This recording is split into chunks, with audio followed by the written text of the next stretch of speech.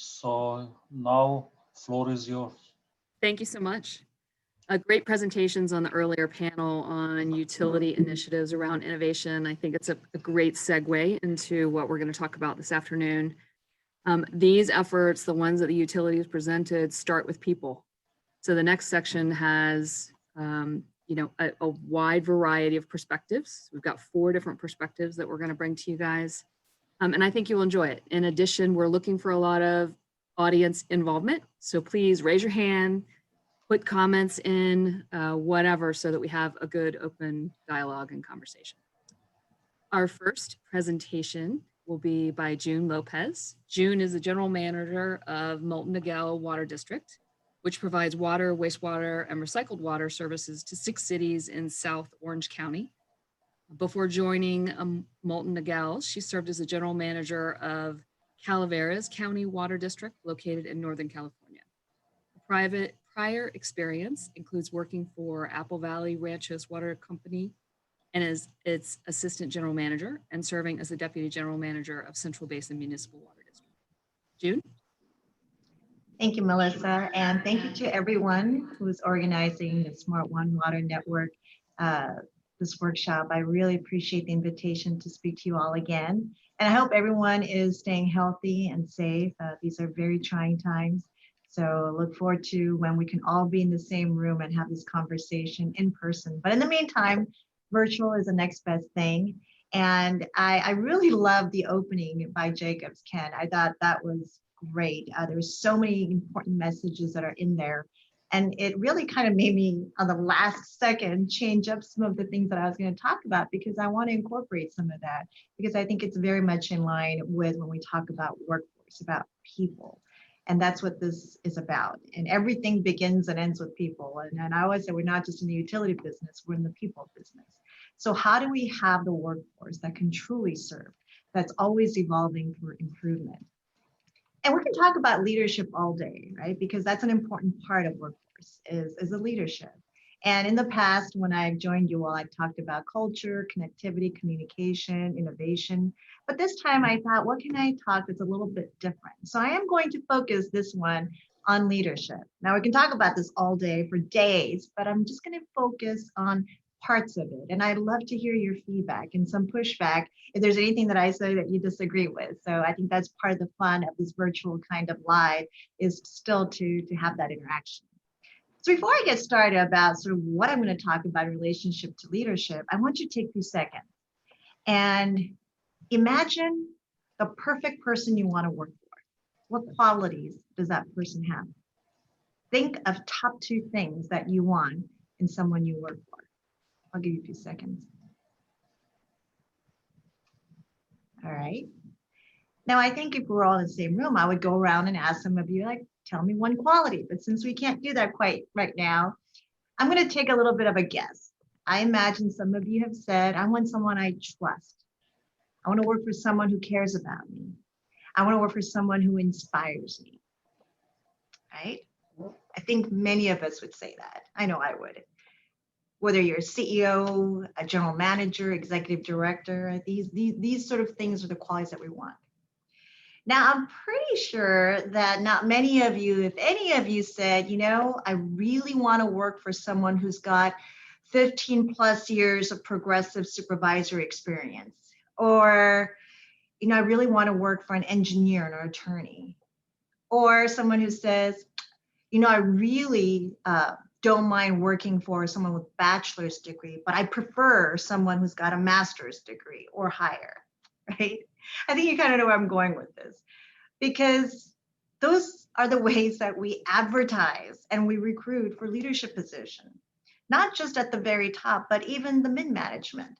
So it really made me think, and what can we talk about today? And it really comes down to 3 areas in leadership. It's rethink, reinvent, reimagine, which is why I love the Jacobs commercial, because I think it really captures that. So what do we want in a leader? Because we know that for a leader of an organization, and by the way, I always talk about shared leadership, right? There's leadership in every level of the organization, but from a practical point of view, the tone does get set at the top. And so what kind of qualities, what kind of traits, qualifications do we want in our leaders, in our top managers. And I think sometimes we have been so successful, we've always done things one way and it's always worked out. So we haven't really stepped back to look at that. Pick up any latest recruitment flyer for a top position, those glossy flyers. It talks about the agency and it goes into like all the areas that the agency serves, and it goes into traits, qualities, eligibility, compensation. Like these are the templates that we always see. But does that really capture what we're looking for today? Because the world is changing. And it's not only changing, but it's changing rapidly in a direction that we haven't seen before. In terms of technology, digital innovation, absolutely. I mean, look how quickly and often you have to change your either iPhone or your Androids, because there's always upgrades. But there's also social demands, and we've seen that in 2020. It's been painful, but it has taught us a lot that we are very part of this social fabric. So we're not just a utility over here. We're very much engaged in that conversation. And that's why we're talking about diversity, equity, and inclusion. And the public expectation, the need for transparency, the need for service, on-demand type of service, those are all the things that we have to contend with today as leaders. So when we look at those flyers and job descriptions, does that really reflect what we're looking for? And we're not going to have all the answers today, and I certainly don't have the answers, but it's a starting point of thinking about the kind of leadership that we want. I'm going to share with you some of my personal experience in the agency at Molten Miguel, and that's because I think examples help to really sort of highlight with us talking always so conceptually. And I do want to preface that our agency has done well, and I'm very thankful and proud of the work of our staff because it really takes the whole group. But over the years, we've gotten a lot of recognition for our workforce efforts. And especially during these trying times of 2020, we surfaced out of this still very much successful, having the culture, the connectivity, high morale, and even higher than before. So there's something in our experience that I feel like gives a little bit of credibility to some of the things that I'm going to talk about. So when we think about rethinking what we look for in leaders, when we post job positions, and this is a question I asked staff, I said, what's the difference between a 10-year experience and a 15-year experience and a 7-year experience? Don't we just want someone who's best? And if someone can do in 5 years what it takes someone to do 10, 15 years, isn't that the person we want? So we started taking that kind of stuff out. The other thing that we started taking out was degree requirements. Now, unless there's some specific areas and skills that we need or certification, absolutely. But in generality, just because we've always done it that way, doesn't mean we always have to do it that way. And I've met some really great people without the higher education, but a lot of experience. And they've been just as successful, sometimes even more so. So we started changing some of those requirements and really thinking about how we as an organization value the roles and function in a very integrated way. The other thing that I've always thought was so funny is the org chart, right? Everyone has it, or everyone's supposed to have it. It's all very boxy, rigid, and which line goes where. And ever see those one lines that kind of go in between the boxes and everyone freaks out, like, what does that mean? It is so rigid, it is so contained. It doesn't allow for that flexibility, that integration, that mobility that we really need today. Because when we talk about whether it's succession planning or whether we talk about resilience and emergency response, all these things, there has to be that connectivity within how we function, not just how we relate. So rethink is a big part of, I think, what we need to do. Because once we rethink and we identify maybe just a couple things, then we can start to reinvent the process. So I talked a little bit about how we advertise for these positions, but also that goes into how we sort of plant the seed of future talents. We hear about sort of pipeline of talent diminishing, especially in the trades area, like wastewater treatment operator. We're concerned that the millennials and those thereafter are not attracted to our industry. Why? This is a problem. And then the generational difference in our organization and how they just don't seem to understand. So I think there's a lot that we could do. I think before we get into even the recruitment, it's how we work with education groups at all different levels, how we work with trades, how we work with different partners to plant the seed of what we want in developing future talent pool. So at Molten Miguel, we work with community colleges that provide certification. We work with universities that have all these different disciplines to really look at integrated learning, because that's where I want to pluck talents from. I want to be very visible as they're progressing through their education to say, hey, look over here, there's some great opportunities in water, and start developing those relationships and working to figure out how can we attract the best talent? How can we attract talent and compete with the likes of Amazon and Netflix and all these people that have such different offering, because there's still a way. What we find is that the younger generation, they're looking for a purpose. They want to contribute. So you have to create an experience. It's not just about compensation and benefits and retirement. It has to be the experience now and promise of what can be if they do apply themselves, and being flexible. And we've learned a lot in 2020 about the combination of working at home, working at work, and we've heard about work-life balance, but it's now become a work-life integration, and how to strike that right balance so that we can still get the best out of everyone that we have. So in terms of the rethinking the process is, how do we bring people into the industry? And then when you interview them, what are the questions you're asking? What are you looking for? And talking to not just other water agencies, but talking to other sectors and say, how are you doing the recruitment? What are some of the things that you're trying that's working and not? And then once you bring them into organization, how are we cultivating them? You know, we send them to training, that's fine. But at Molten Miguel, what we did was we created an internal academy, a leadership academy, because we wanted to really reinforce and give the tools to our employees to be able to elevate in their role, and also to promote within the organization, and also to outgrow our organization. And to me, that's an important thing, not just to grow within the organization, but to outgrow, because I fully expect you to go on to be bigger and better things beyond this organization. And that's why we don't talk about retention.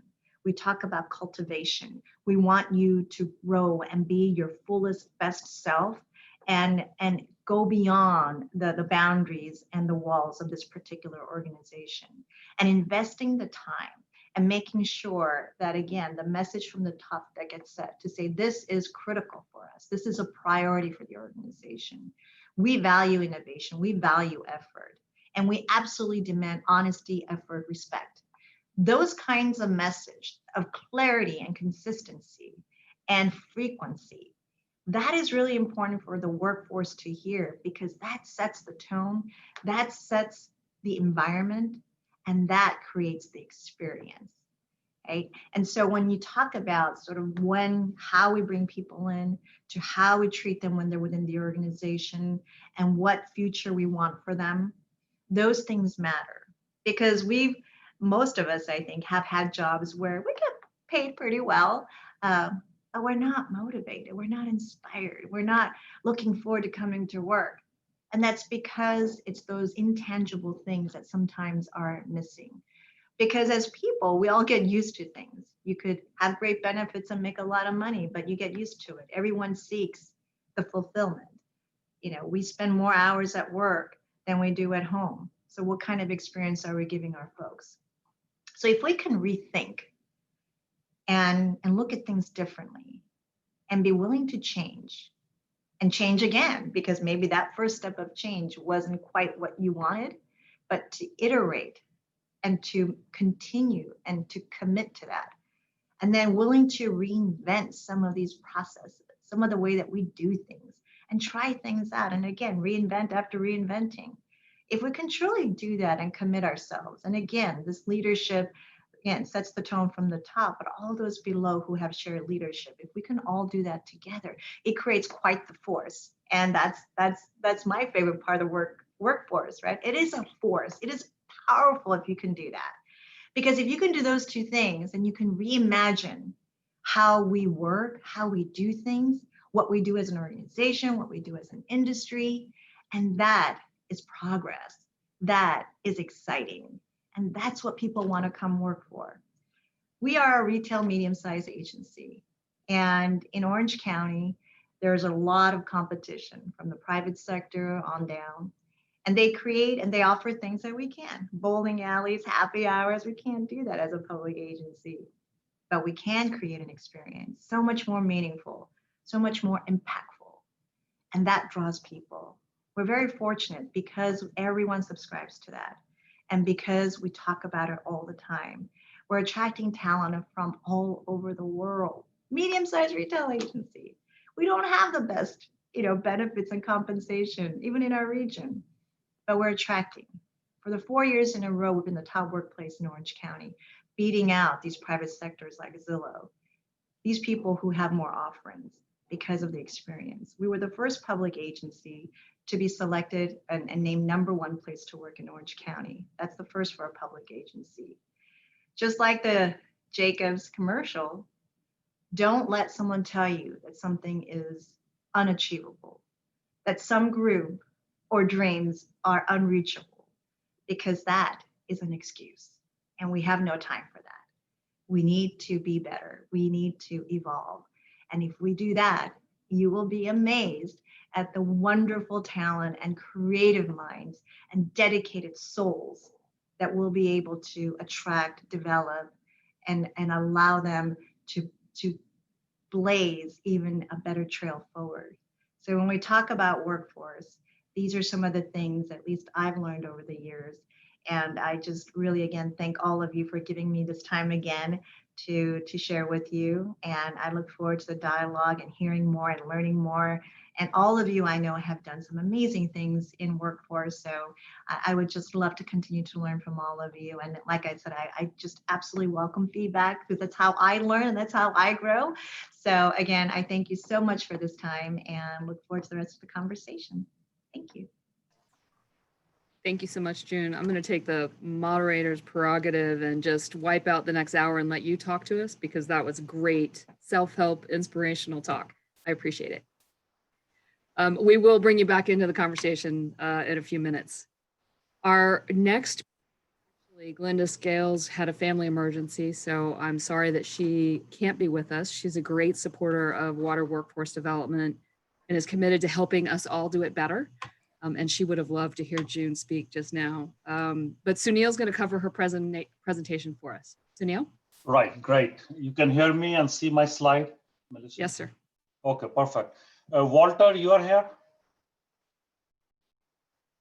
Walter, I believe Walter is moderating, but I will go. Walter can join in between. I'm here, Sunil. I'm Okay, here for another 10 minutes, maybe. Okay, perfect. So Walter, why don't you summarize? Then I will go over Glenda, because you work closely. So what we learned from the workshop, I think this is the time Melissa is giving us to brief what really we learned from the workshop on Monday. Okay, are you going to go through these slides?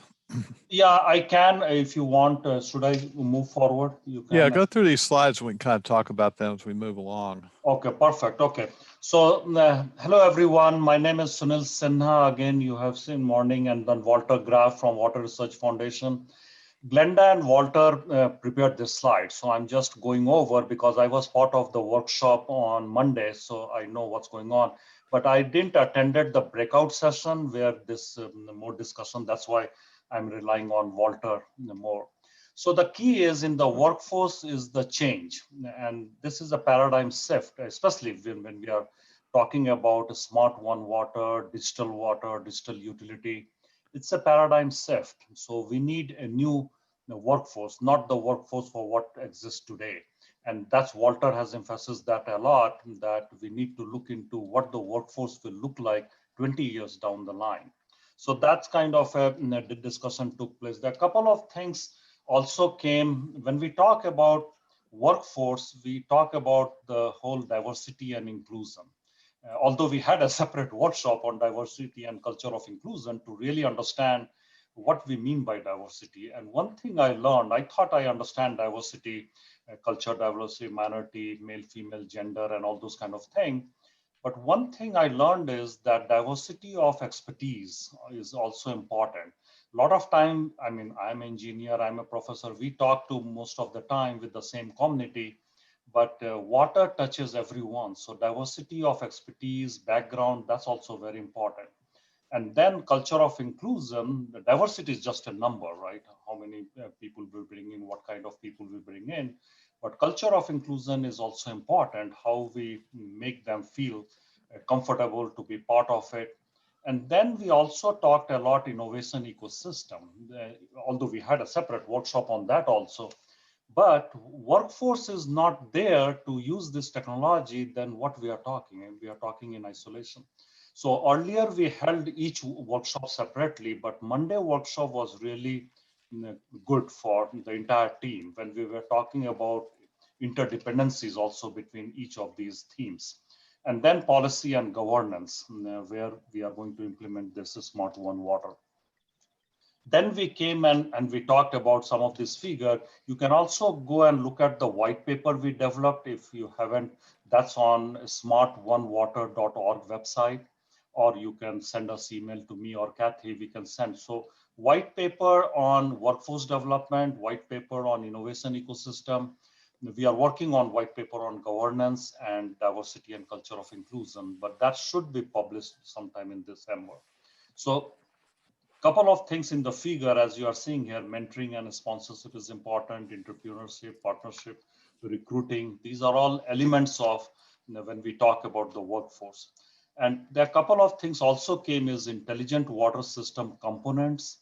When we talk about intelligent water metering, I mean, the terms we use are smart or intelligent or integrated, but basically we are talking all how to make smart decisions. So people will be involved in this whole Smart One Water concept. So a lot of discussion came in that theme also when we talk about these terms of intelligent.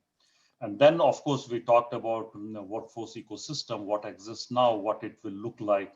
Just like we said, we are talking about 10 years, 15 years down the line. So what will be the workforce development strategies to support Smart One Water? That's the main core of this all workshop and conference. And path forward for workforce, the whole life cycle. We are not talking just workforce who's working, but also looking from the high school or middle school, university, technical program, and then coming up to the professional training purpose. So workforce in ecosystem, these are some of the things came, multi-generational workforce, aging, predominantly white male, retiring or leaving the field, intense competition with other sector. And June mentions most of these. But when we talked about Smart One Water, why, in a way, it is we are creating like a Google or Facebook, right? It's more digital. So why Smart One Water cannot recruit the people who is highly paid, like data scientists and all those same, like what they get in Google. Google also what they do, they play with the data. So if we are talking about the same concept, so key takeaway was workplace equity, hiring a skilled, diverse, gender balanced workforce that has been a struggle, but how to overcome that through this center. And also the key is what skills will be needed. Digital is the one thing, but it's not just we need a digital data scientist. There will be other discipline also will be coming, social scientists, economists, and all those. So how to bring those skill set and also and make it that water is transdisciplinary, multidisciplinary, so that everyone can work as a team. Critical thinking, leadership, digital literacy, these are the key things came, and I believe this came from Walter. You want to add on this? Well, these are just some of the things we're looking. Let's see what is critical thinking. Yeah, these are some of the skills that we noted from our workforce skills of future work we did back in 2017. And again, it's some of the non-technical, non-engineering skills. So, and critical thinking, communication, problem solving, teamwork, and then leadership was really an important area that we looked at. And I think that leaders like June, for example, get this. They have to compete for workforce without being able to offer all the benefits of some of these other firms like Google, Microsoft, Amazon, and so on can offer. And I think that understand your workforce, understand the different generations, different personas, ways of working, all these sort of things really require a new way of looking at how we have leadership in our utilities. Digital literacy, upskilling staff, and that sort of thing. Most of our workforce is got some digital savviness already. As the new people come in, from the operators to the operators, the people handling assets, your digital workers, everyone has a cell phone, for example. They know how to use computers. So we're getting this skill coming into the sector, but really, one thing I wanted to mention when you talked about intense competition from other sectors, Amazon was recently advertising for people with water utility experience to work for them around their server farms, and they had locations in Ireland and Northern Virginia to offer. So not only are we competing for digital skills with these kind of companies now, they're actually looking for people in our sector have water utility experience. So I thought that was kind of notable. Right. Yeah, so these are the key. And also the same thing is attracting a new workforce. Non-traditional partners and innovative program will need to be tested, developed. And that's the whole focus we discussed in the workshop is what this new ERC can do to help the water industry, of course, working with all sector people. So these are some of the things. And this is, I believe, Jim, it was from the EPS, Strategic Workforce Planning, Recruitment, Retention, Competency, and the Building Community Partnership. These are all important elements of as we go the workforce of the future. So some of these, the key enabler for success, it came, I believe this also came from that same report, although the reference is here, but all these presentations will be uploaded so you can have this. So this came from the same. So these are some of the key resilience, data, and data is coming all the time. Leadership is another important one. Customer focus, technical skill, business model, entrepreneur, innovation. And you have seen from the Salil presented, it's not just about innovation, all the new technology, but also existing technology, how we can use or leverage the existing technology. Engagement is the key across the whole stakeholder, not just with one sector. And collaboration is coming a lot from previous presentation also, and the same thing with the workforce. We tried here, I think Glenda could have addressed this better because this was more discussed during the breakout session. So one thing we are planning to do, because we have to submit this plan to NSF, what will be the near term, mid-term, long term, which we will do to help the water sector. So first is the near term, which is 1 to 2 years, then mid-term, long term. Walter, you want to add on this something? Well, I think really it's kind of summed up okay here, as far as retention. June had a little bit different view of retaining people, which I think is something we should explore more. I'll just say that our work, we kind of looked at strategic workforce planning and what we call the employee value proposition, which is the give and take between employer and employee. What can one give the other in return for other aspects? So that was something we figured was pretty important as far as the work we did, was again looking at how that contract between employer and employee fits to help keep our people motivated and in our sector. All right. And also this comment, Anas, I believe Anas also made, so I remember that. Yep. Anas from Hampton Road, culture fit and culture add. That's the key, because Hampton Road, the culture fit is one thing where you are bringing in, I believe Anas is here, maybe he can add on that. I really like that, the culture fit and culture add component of when you are recruiting, not just someone to come and fit in the organization, but also to add value. Okay, so these are some of the consider the questions we are asked in the breakout session. I'm just putting it here. Maybe Melissa, we can bring that up when we are in the open discussion session. But these are some of the things we posed to all participants during the workshop, breakout session. What do you consider are the top 3 barriers to maximizing the skill and capability of workforce? What are the high level? So I will just go with the time. I have to finish in 1 minute. So these are some of the main barriers were identified in the breakout session. I just cut and pasted from the note, but Glenda is still working on it. The workshop was on Monday, and we are having conference, so we haven't got the time yet to put everything what we learned, but we will try to put all these and put it on the web. But these are some of the major barriers were identified. One is information silos, then advertising of the jobs, lack of strategic focus towards the workforce development, lack of educational program K-12. And then solution discussed was, these are some of the solutions were discussed by different other. Also, I skipped this slide a little bit here. Also, some of the good ideas came here also, like established ways to showcase best practices, dissemination, education, and promotional. There are a lot of good going on. So case study, and EPA has developed few case studies, which we will bring, but writing more case study, that also came as an important thing there. But in summary, and Walter can add, what I got is, although I was not in the breakout, but I was in overall workshop, the one thing we got very clearly is that NSF ERC workforce development should be focusing on hiring the people ready for future water utility requirements, because we are talking more digital one water utility. So we need to think in that way. And the paradigm shift to solve will require new ways of working together. It's not just right now utilities are in the political kind of a boundary. So we need to see that also coming. If it is a paradigm shift, then how this new workforce will be working and development of existing employee and attraction of new talent. So Walter, do you want to add? This is what I got overall.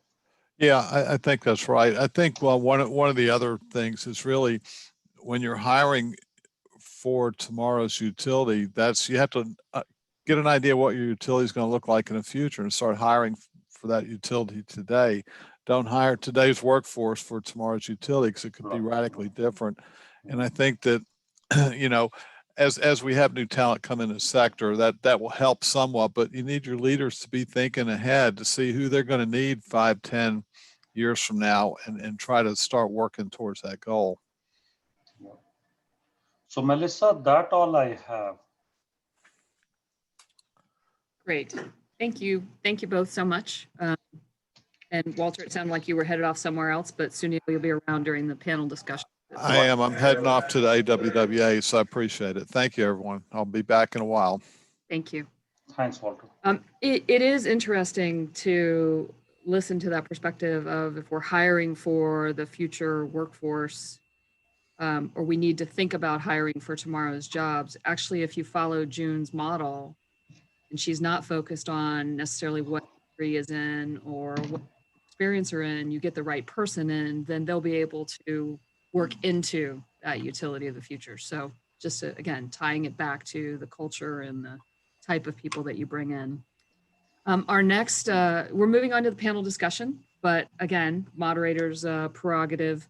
I am going to ask our next two panelists to provide a little bit more detailed insight into their perspectives on this topic. So our first person is Jim, a well-known name. I'm sure you've all interacted with Jim before, but he's been with the Office of Water Policy at EPA since 1988 and with the Office of Wastewater Management since 1991.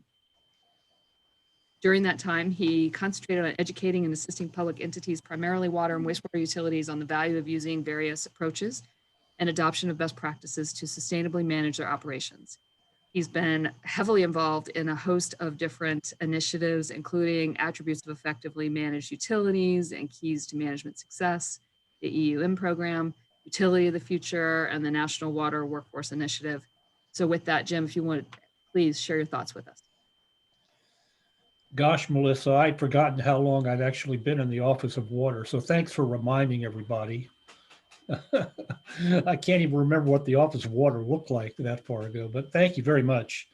And I was glad to, obviously, it's always tough to follow my friend June Lopez. June is kind of the rock star of speakers here, but June, it's always good to hear from you. And I sent you an email in the middle of your presentation that you can look at when you're free.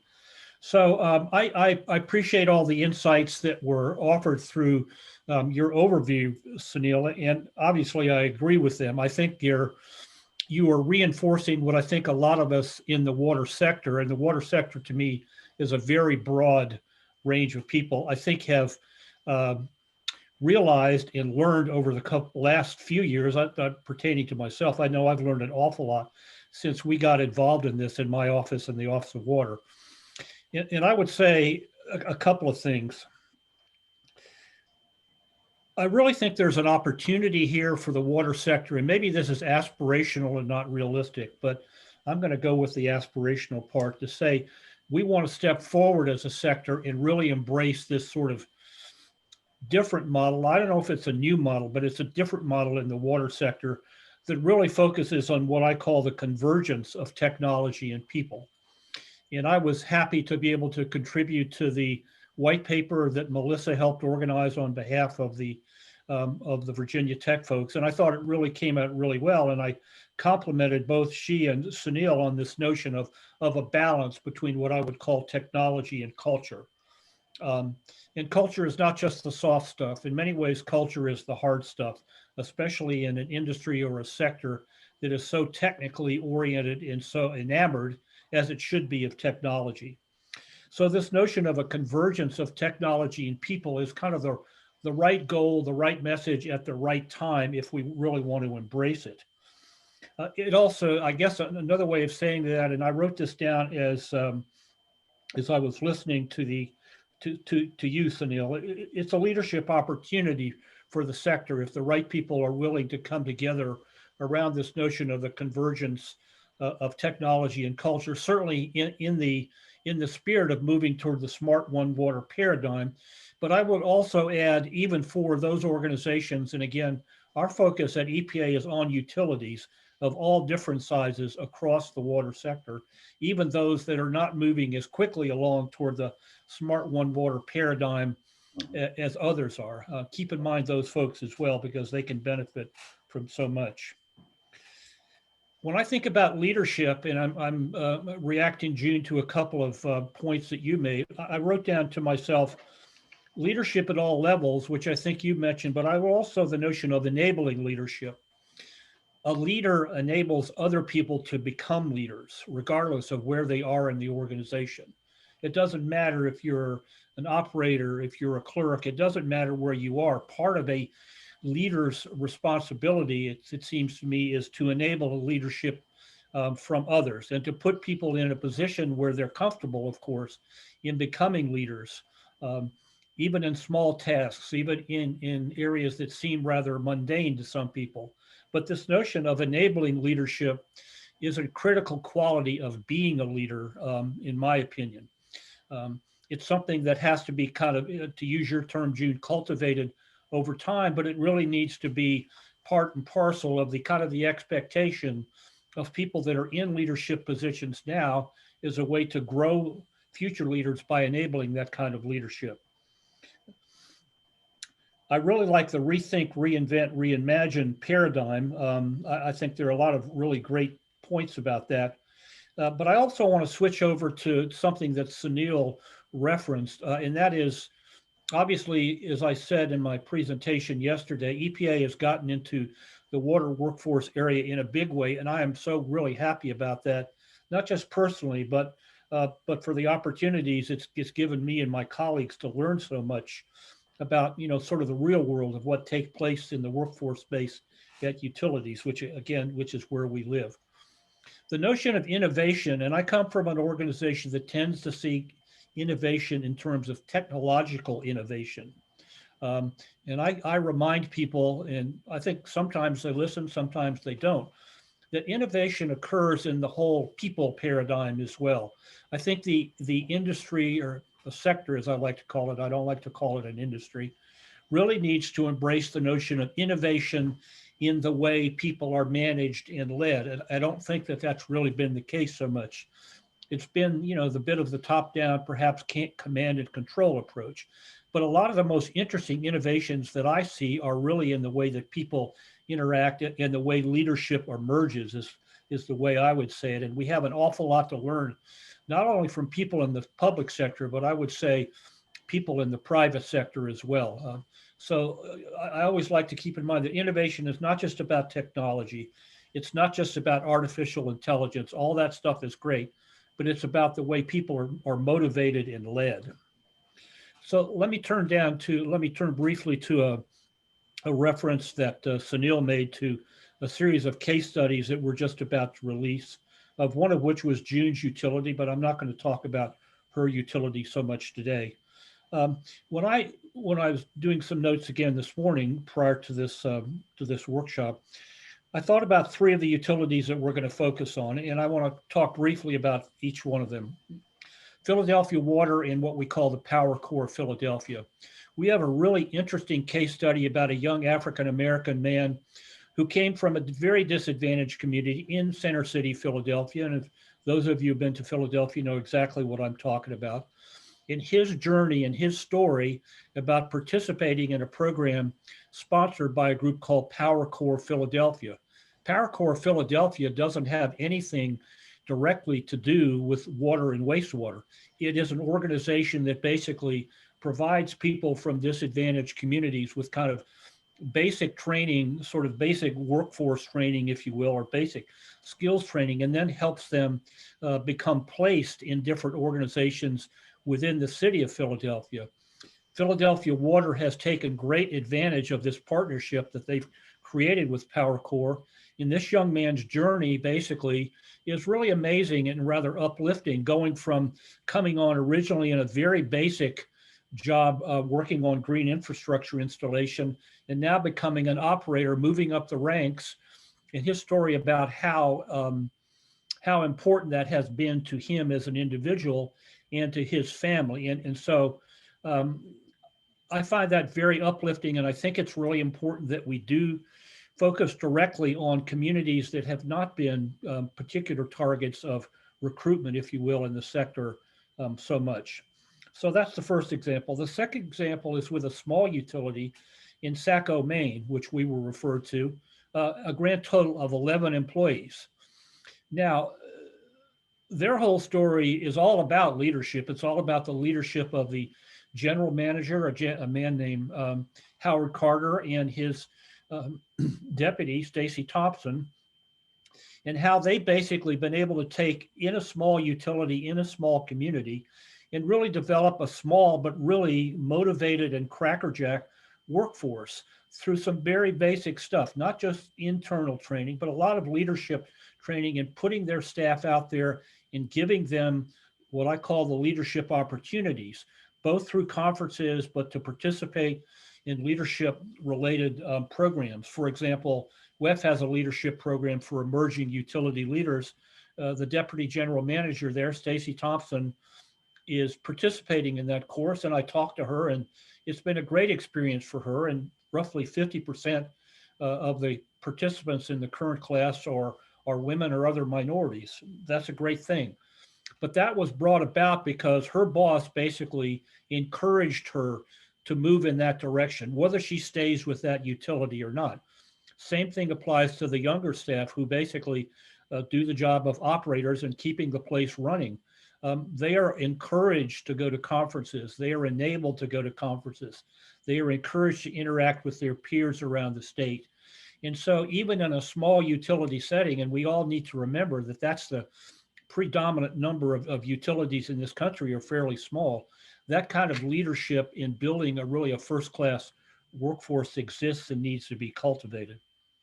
The last example I will use is from the San Francisco Public Utilities Commission.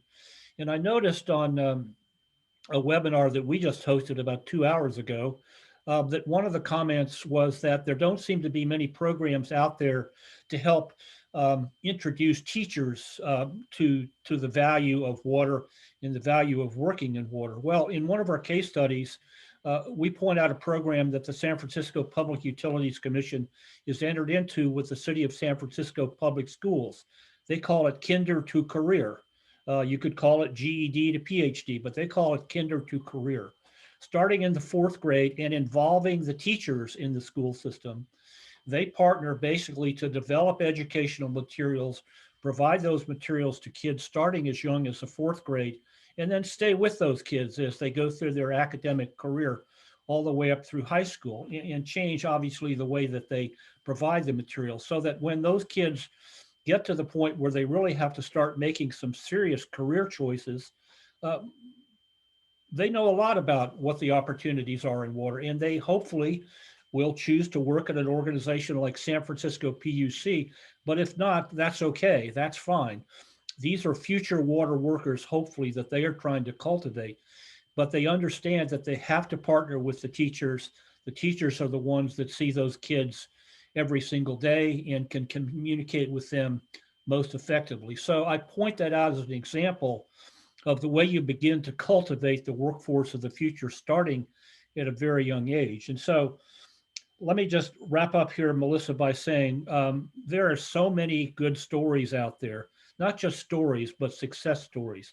But one role that I think that the center could play at Virginia Tech, and I said this yesterday, is really work with, and again, I hold out the invitation to you, Sunil, work with us as we develop these kinds of materials and really begin to help us shop those around, build on those. And let's start also, and this is something that Melissa, you've encouraged as well. Let's start evaluating these programs. Let's start really figuring out what works. It's all good, but we all have to admit that people are just kind of, in many cases, dipping their toes in the water.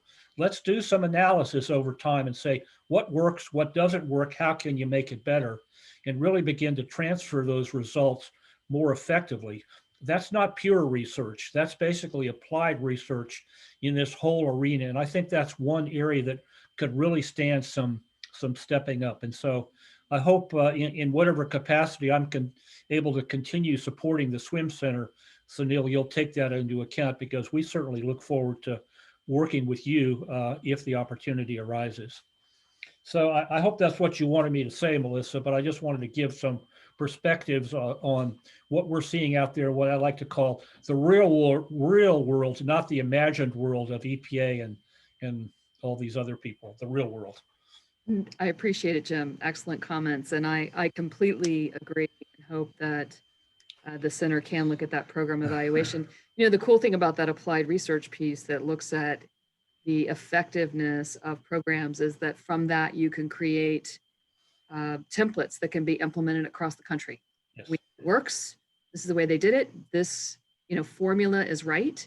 Now you go and do it yourself somewhere else. So I think that's definitely, hopefully, in our toolbox of things that we're going to accomplish. Well, we'd like to be part of that toolbox, because that's the kind of work we really like to do, Melissa, is ultimately take something that can be imported and made available to people. So thank you for those comments.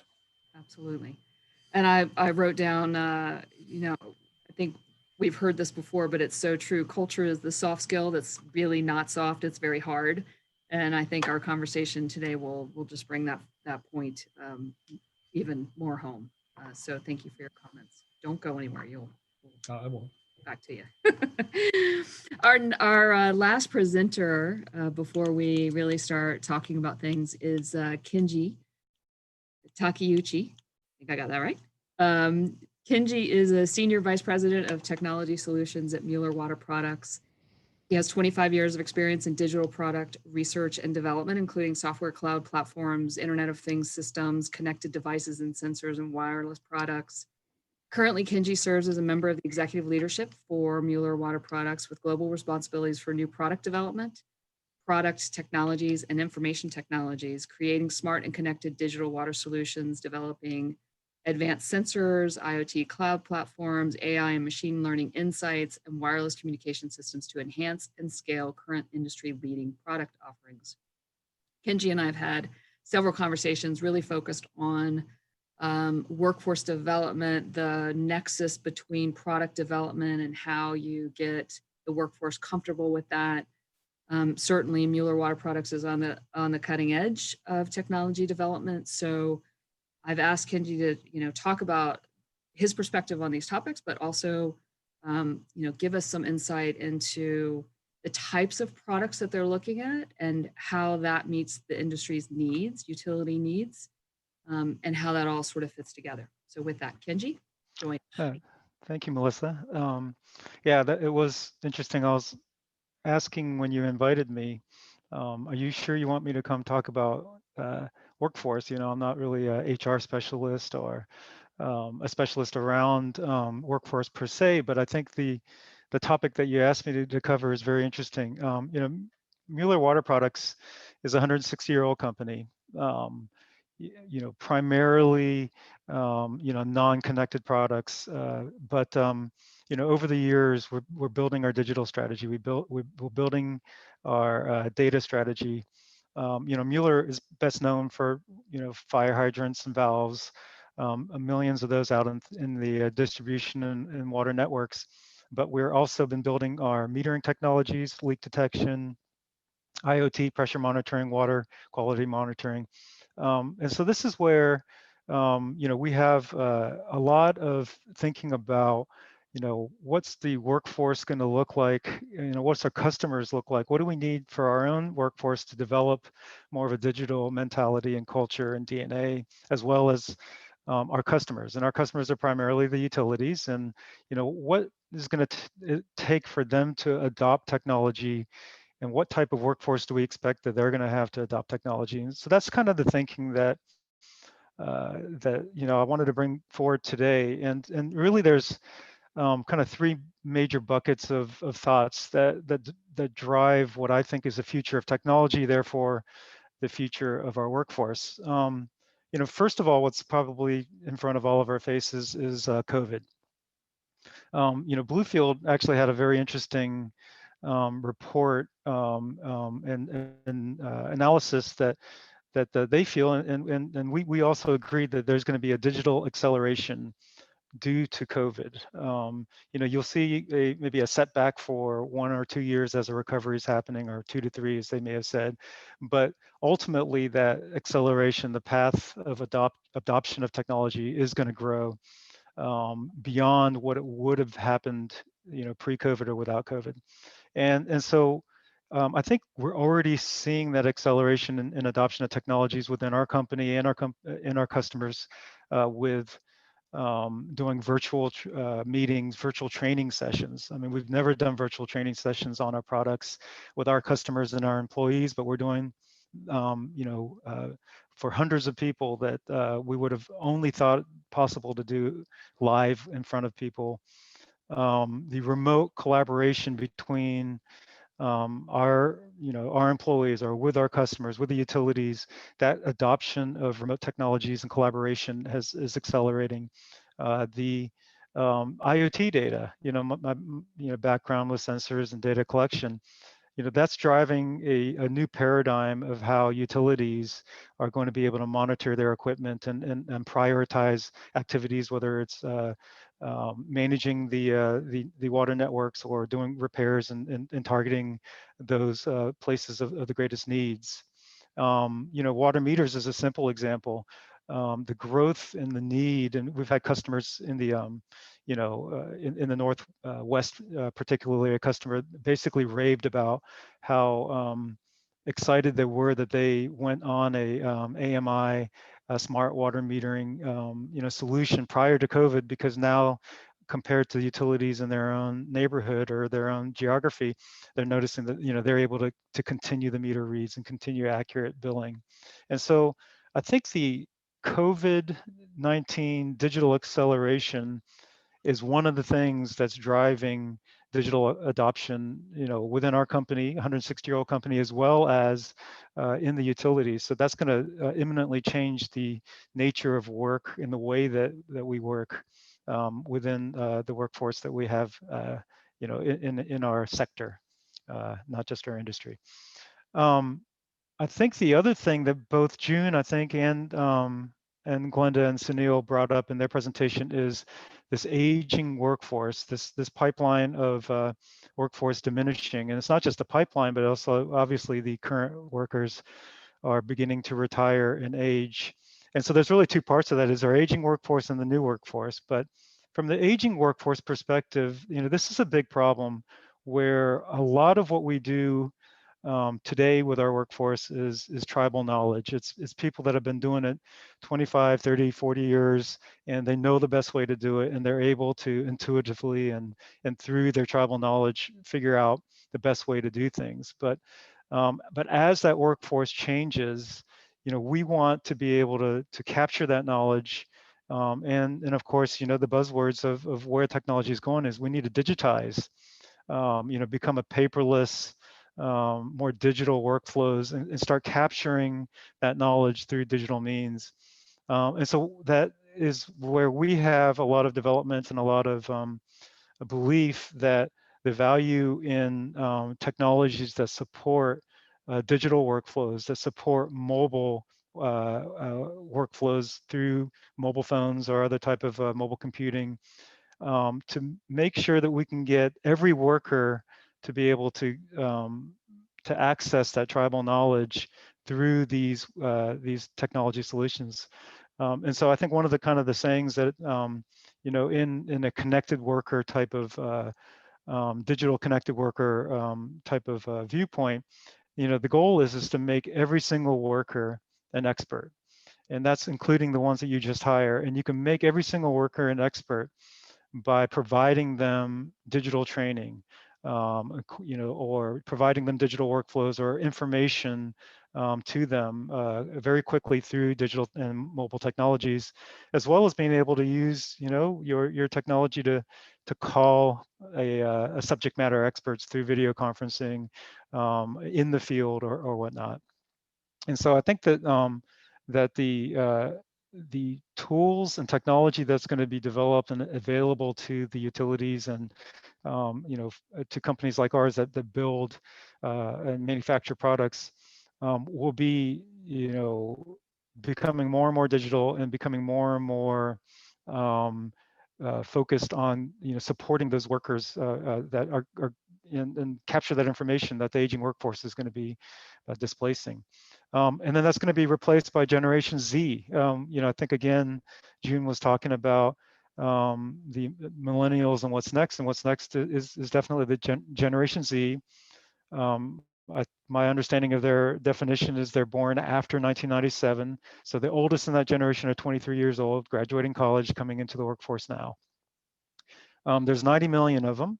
And I think that this, again, lends well to a lot of what we're saying. I mean, if we want to be the, again, Sunil mentioned from Glenda's presentation that there's a paradigm shift. What are we going to look like 20 years from now? And it's Generation Z. They're a digitally native generation. The millennials had the internet. The Generation Zs had the internet plus mobile phones and mobile devices, where the parents basically gave up and said, go ahead and use your mobile devices. This is hard to meter the timing of, and that it's just going to be part of your lives, where millennials and I think parents were basically trying to throttle that usage. But in Generation Z, the story goes is that we didn't, because it is part of their digital native lifestyle. They are more socially and environmentally sustainability focused. They want to work for companies and choose to work for companies that are transparent and making an impact in those areas. And so, again, I think the generation itself is going to drive this change, but companies like ours and utilities need to be ready to accept and become more attractive for this generation. And I think the way they learn too, the collaboration that they do through the internet, the self-learning, the learning through the crowdsourcing using YouTube or other type of methods, TikTok, to learn how to do things. This is a new way that they learn and train, and I think that we need to be ready for it. We need to embrace it, and as we need to replace our aging workforce, we use and prepare ourselves to be the most welcoming for Generation Z. And finally, one other topic that I could go very deep into, but I won't. I was glad to see in the presentation that Sunil showed up that like the key enablers of success, there was a list, and there's like leadership and there's data science, and I think number 3 or 4 on that list was customer. And Melissa, you'd asked me, hey, be prepared to talk about, how can we convince, how do we convince utilities to start using and embracing more technologies? But really, it's not that we convince them to use more technologies. It's about being more customer centric, about whether our customers are the utilities or utilities are the end customers. But I think Steve Jobs has a quote that we really take to heart, which is that you have to start with the customer experience and then work backwards from there to find the technology. If you start with the technology and then try to find ways to sell it, that's the wrong way to do it. And I butchered the quote, but the point of that is that everything that we do should be customer centric. So the way we do things at Mueller and the way we're launching is we're launching ideation sessions with the customer. We're starting with what is the value proposition? What is the return on investment? What problem are we solving with the customer? There's a lot of product design techniques like design thinking and lean startup and agile frameworks. These are all customer-centric frameworks that allow us to solve problems and then apply technologies to that problems. And with what I said before, the COVID acceleration with the aging workforce, with Gen Zers coming up, when we show them how to solve that problem with technology, they will accept the technology, and then and their workforce will change as our workforce changes because we're going to have more technology focus. I agree. And you know that I'm a big proponent of immersion into technology to become more comfortable with technology. So it makes total sense. I want to go back to one thing that you said. I love the the three pieces. Of course, COVID, we understand that will be a digital acceleration piece. For me, the tribal knowledge is a key piece, and to know that I can phone a friend or use my lifelines, whereas the Gen Zs are just ready to go. So you sort of got the bookends there, and I think that is going to help us in the future for sure. If I can get the rest of the panelists to turn back on their cameras, so June and Jim and Sunil, you're welcome to join us. I took a bunch of notes, so I'm going to try and pull my thoughts together. June, of course, your insight on shared leadership and focusing on the person, I think, was critical. A friend of mine who's on the next panel, Shannon Dunn from Houston, says, I can teach anyone about a technology, but I need the right person. And I think that gets to your point, June, about rethinking position descriptions and things like that to make sure you have the right person. Where the culture piece gets to me that ties to the innovation and the one water, smart water paradigm, if you will, is the allowance for utility workers to take a chance, to experience risk, right? And I think that gets back to the culture. So June, your utility is very, very forward thinking on the technology side as well. I'm sure that you didn't go into that thinking that every technology they chose to implement would be perfect. So it's that mentality, as opposed to Kenji, who his company, they take risks all the time. I'm sure they try 10 technologies and only one makes it through, or 5 make it through, but it's not 100%. That's the way the private sector has always done things. So June, if you can comment on sort of the culture piece of allowing some degree of risk, at least being open to new ways to do things. Sure. As an industry, our culture is very risk adverse, rightfully so. We deal with water, wastewater. These are impact to public health and safety. So we can't get it wrong. And the notion of failure makes everybody shake. So just from what we do historically, we have not really embraced risk. But one of the things that we realize is that risk is part of that evolution. The status quo is really about what you know. And if you just limit yourself to that, you won't grow any further. And I think the culture of the organization and then the organizations and then ultimately to the industry, again, this is where I do believe that leadership is important, because to set that culture as, again, whether you're general manager, executive director, CEO, you have to lay that out very clearly. We are going to embrace innovation. And we recognize that part of that is going to result in failure because no one's perfect. And that failure is acceptable, but putting some parameters around it as to what that is and being very involved in promoting that and supporting that, but also being ready to, when if it doesn't go well, the buck stops with you. So when you talk about this culture that promotes innovation, you have to also accept risk and failure and be willing to do that so that the people who are actually trying things out know that it's a safe environment, that they're not going to be thrown under the bus if something goes wrong. And one of the things that I found in my experience is that whether it's technology or just a simple idea, whatever it may be, I always, excuse me, I always try to create an environment of where people feel safe in trying and giving them the support. But when it doesn't go well, I always accept full responsibility. And what you find is that people, they're not used to that. A lot of times that's not what the manager does. So when they actually see it, next time they really think that through, and they really want everyone to be successful, where we celebrate, right? Collaborate, celebrate. I like that, which is where we celebrate success. But when it doesn't, that you accept the responsibility as the person on top. And if you do that enough, it's the simple actions that result in really great results. And if you do that as an organization, you can evolve.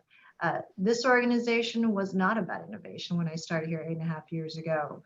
But you also have to make sure you listen to everyone to understand what innovation means to them and what innovations you need, because every organization is different.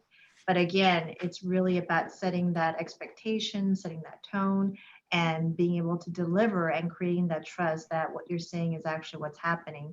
And if you do that, and if you get the mindset right, we've seen that it's a really great result. So 8.5 years ago, just one quick follow-up.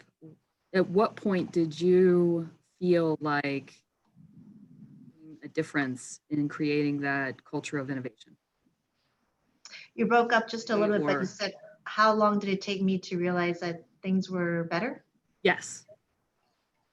Well, I walked into a situation where it was kind of rock bottom, and even my board members will say this, right? They say it's unrecognizable because the morale was very low, in just many different ways. Morale was low. There was great division and unhealthiness in the organization. We weren't even thinking about things like innovation. It was just sort of how do we survive when you have such low morale. So I had a chance to come in and really they wanted change and they wanted something different. So we took actions immediately. And this is where I believe that in a leadership position, you got to have a lot of courage because it's always about sticking your neck out. But then a friend of mine told me a long time ago, the only way a turtle gets ahead is by sticking its neck out. And I remember like my second week on the job, I thought I was going to get fired because I put people on administrative leave because I saw all these things that were happening that I just thought this is not okay. And also on different matter, I went against counsel's advice and told the board I feel very differently. And so I thought, oh my gosh, they're going to fire me. But it's the right thing to do. And so immediately the effects definitely have taken into effect. But as an organization, I say it really was the first 6 months to 12 months. And I always tell this to new managers is that that's really a window of opportunity to seize that moment of change, because your biggest impact and your differences in the change will happen 6 months and maybe 6 to 12 months. So it's a really critical time period. And then that just compounds as the years go in terms of positivity. But if you miss that window, you miss a great opportunity. Yeah. Any thoughts from other panel members on the leadership that it takes to allow some risk? Kind of thing. You know, I think I'm stealing people's quotes possibly, but we had heard a discussion about, you know, letting 1,000 flowers bloom, and with respect to ideas and ideation and taking the risk of generating those ideas. So I think just generally speaking, the culture has to be, you know, a culture to allow ideas to bubble, allow ideas to percolate and be discussed. And then, you know, again, being very cliche again, but failing fast on those ideas that aren't going to make it, or again, cliche again, but pivot on those ideas that are not quite right, but you can make better through small pivots or other type of collaboration. So I think that is absolutely a cultural thing, and that it does need to come from the top, and allowing this bravery of allowing people to fail, but also allowing ideas to come up from all parts of the company. So it's not a solution, but it does have to be a cultural change. Melissa, I've heard June speak many times, and she and I probably send emails back and forth 2 or 3 times a week. I usually send her stuff and then she comments on it. But in any case, I appreciate everything you say. I think sometimes in the public sector, and I don't just include the federal public sector, but in the public sector, those things are a little harder to sometimes bring about. But the notion of allowing people to experiment and having things not work out is so critical. I can see that in my own organization where, and again, I don't mind saying this on the record, I think there was more of a culture of let's try things, and if they don't work, let's just learn and move on, more so perhaps than there has been recently. And maybe that'll turn around. I hope it will. But I think it's also the notion of innovation. Innovation is a term that gets used so frequently. I hear it all the time. I like to say I like innovations that are replicable in some fashion or another. And I think that's where the role of people like, I'll just say my own organization, but I'll also say the Swim Center and other organizations can take those innovations, learn from them, and then figure out ways, maybe through some of the things you were throwing on the table, Melissa, how to help people replicate. Replicate doesn't mean an exact replication, but do something similar. That's where the learning comes about, especially in a sector where if you're just talking about utilities, I mean, there's so many thousands and thousands and thousands of utilities, many of which are fairly small, but that notion of replication and innovation, it seems to me, is an incredibly important part of what we need to do as leaders. Not only innovation on the technological side, and we just finished a webinar, Kenji, and I'm going to send you everybody the link to it about how people are beginning to try to use artificial intelligence in a very down-to-earth way in the Twin Cities. But that notion of replication of innovation on the people side and the culture side is really, really important. I'm one of the advisory members on the Utility of the Future recognition program that is operated by WEF. And it was fascinating when we got all these utility leaders in the room to design the program. They said the one element that every applicant needs to address, and June will attest to this, is what are you doing to change the culture in your organization? They said everything else, kind of devolves in your application to a menu-driven approach where you have a lot of choices, whether it's water reuse, biosolid recycling, whatever it is. They said the one thing that everybody has got to talk about and demonstrate to us if they want to be in this program is what they are doing to change the culture of their organization. And I was amazed. This is a room full of engineers. At that time, almost all men, and I'll take some credit. It's not all men anymore, but in any case, that's what they decided. And I said, wow, that's an eye opener for me. I thought, oh my God, they're going to be a pushback and say, no. Let's stick to the engineering and the technology side. They said that's all important, but none of that is going to help you move to become what some have chosen to call the utility of the future without that sort of cultural revolution. And so I just bring that to the attention of the group, and I think it reinforces what you've said, June, and what others have said. And Kenji, I also really appreciate your notion about the sort of the customer focus in terms of uptake of technology and trying to flip that around to have the customer come first, not the inventors of the technology, if you will. So thank you. It was very interesting. The workshop that we held last summer that focused on workforce issues and the ultimate white paper that came out of that identified really two internal workforce development challenges, solutions, areas to focus. And that's one, culture and leadership, which we talked a lot about this afternoon.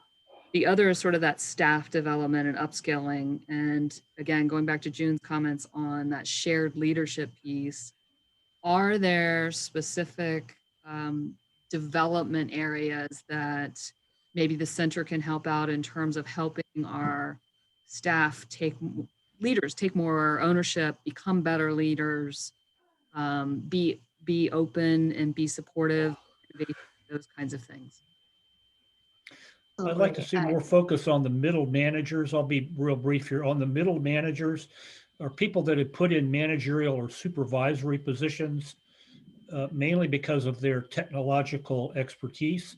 And if that's not EPA in a nutshell, I don't know what is. But to have those people, not only they get thrown into that position where now, we're changing the culture and we want you to begin to cultivate, your term, June, which I agree with. The staff, they probably say, well, okay, yeah, sure, but help me out here. What do I do? How do you put them in a position to encourage them and help them develop those kinds of skills, whether they become the general manager or don't become the general manager? Because I think, as everybody knows, the real day-to-day supervision and managerial stuff takes place out there, as we'd like to say, on the shop floor day to day. And in some of our webinars we've done, some of the most interesting pieces have just been people that are in those positions talking about how they've had to learn to communicate and encourage and help people from a different generation. I get the generational stuff mixed up, but let's just say younger people who have different expectations of what the job is supposed to be about and need to be communicated and cultivated in a different way. And the transition that those people have made, the ones that have been successful, is really great, but more attention to their needs, I guess, to develop those skills. I would say there's three areas. There's the listening, accountability, and awareness, self-awareness, I should say. We all know how to listen, but a lot of times organizationally, it's how we listen. I mean, you also have to listen with like an investigatory mindset. So you're really listening and being able to take what you've heard and really synthesize it. And not just hearing the words and the thoughts, but understanding and giving time to understand why people are saying what they're saying. And so I think that really provides so much information as to how you can improve an organization, evolve an organization, or in anything that you're trying to do. So I think that listening skill is often sort of overlooked because, we all know how to listen, but it's really learning how to listen with the right mindset and asking the right questions so that you could actually have an output that is well synthesized and successful. The accountability is another area. I mean, it's not just conflict resolution, but one thing that we don't talk about in workforce development enough is disciplinary, because you have to hold people accountable, and you can promote them, you can support them, but sometimes you do have to take swift actions. And how do we do that? And there's a lot of legal stuff there and a lot of emotional things there, but that accountability is important. Like, what structures do you have in place?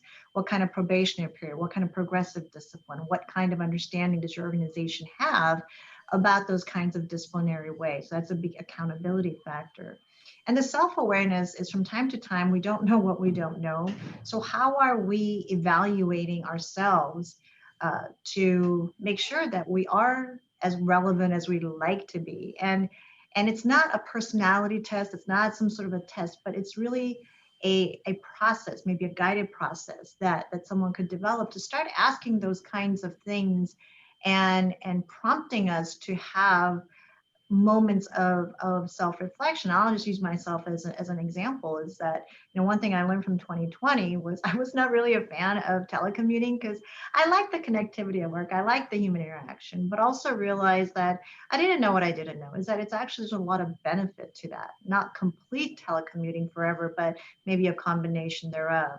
And even though I like to think that I'm always talking about innovation and digital solution, when my staff said, we're doing Microsoft Teams or Zoom, I'm like, what is all this? Why do we need this? Just text me. And now I learned, it's like, oh gosh, here I thought I was sort of in tune, but I'm not. And those are examples of how we need someone outside of ourselves to just kind of, prod us and say, have you thought about this? Have you thought about that? And start realizing some of the gaps in our own selves.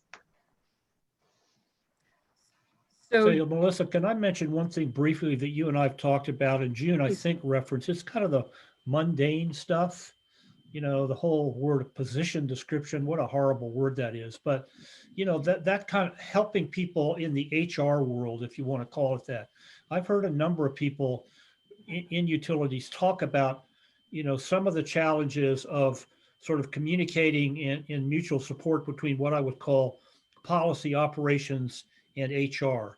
In some cases, it strikes me that, and I think, June, you referred to this as an example, that some of the descriptions that you were talking about for jobs didn't fit anymore. They were holding people back. I've always wanted to investigate that, but I think, again, one more suggestion, that kind of stuff, those kind of tools and that kind of learning on that kind of support structure for the workforce, I think is really important. And I'd like to see more more work done on sort of innovative ways that people are thinking about that or could be doing that kind of stuff. Because without that, as you know, in the public sector, you can't pivot quite as quickly as you can in business. There's no way you can do it. And so that's an area for further investigation that I'd like to see.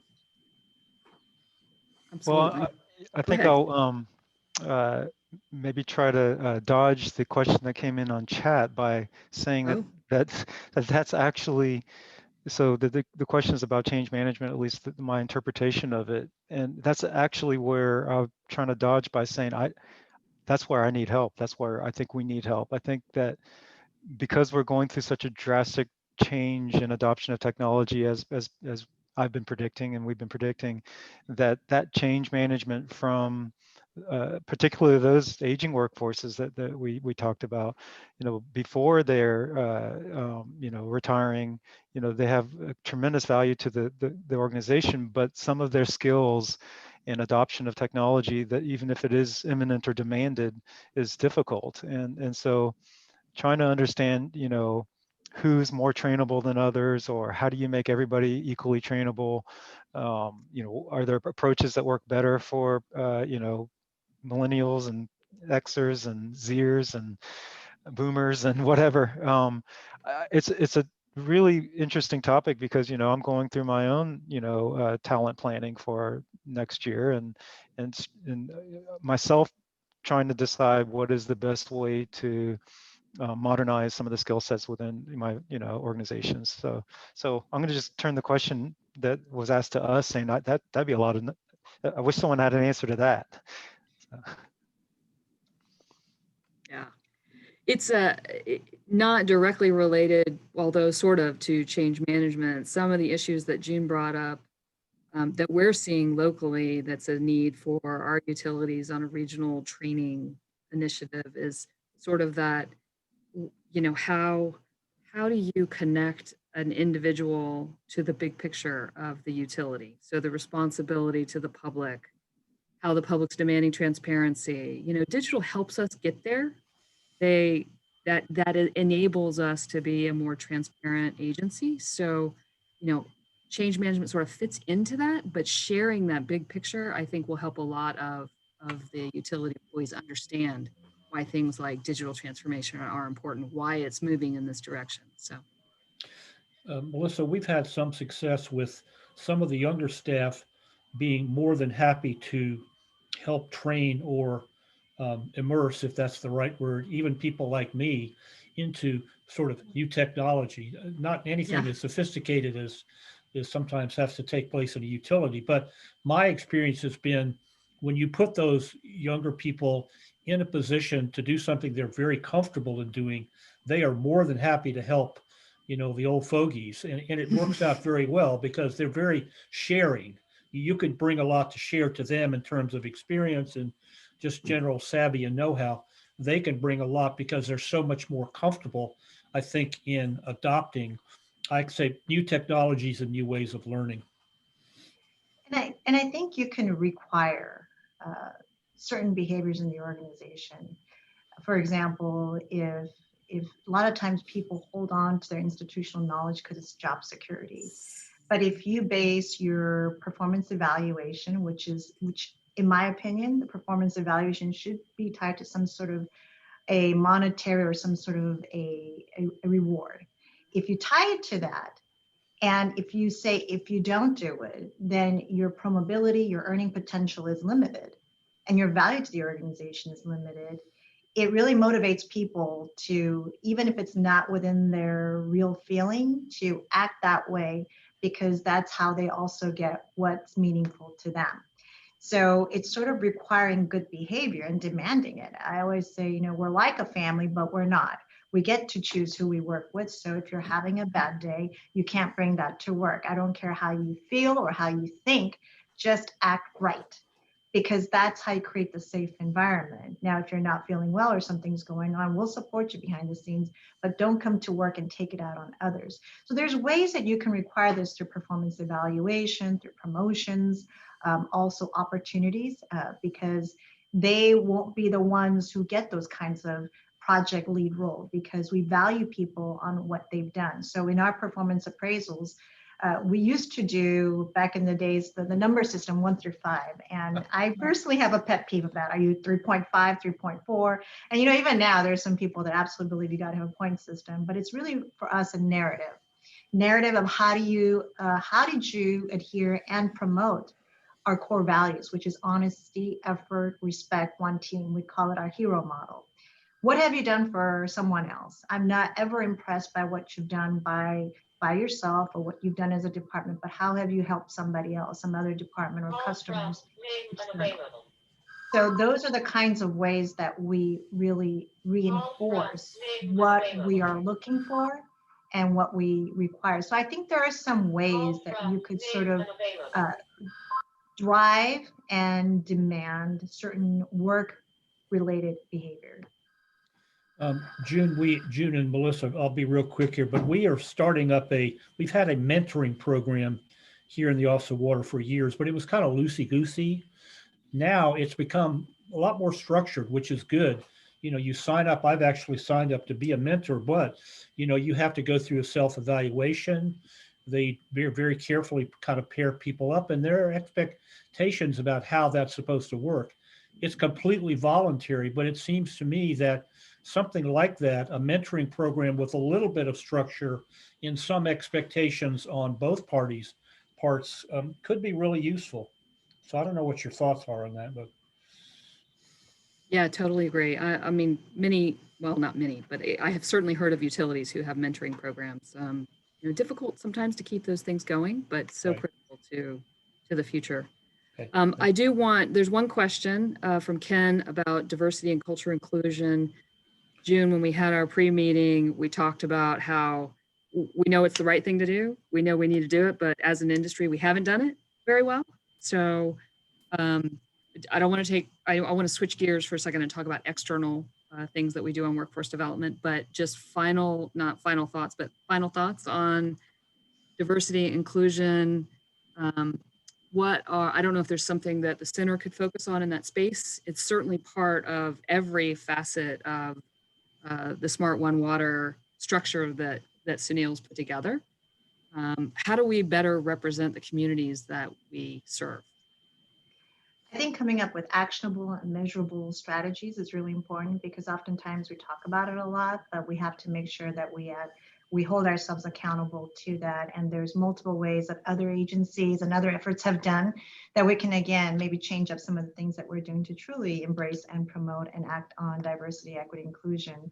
And that wasn't the conversation in our industry even a handful of years ago. And the painful experience of 2020 allowed us to do that. And that's important because if we are the essential public service, we have to reflect the world that we live in.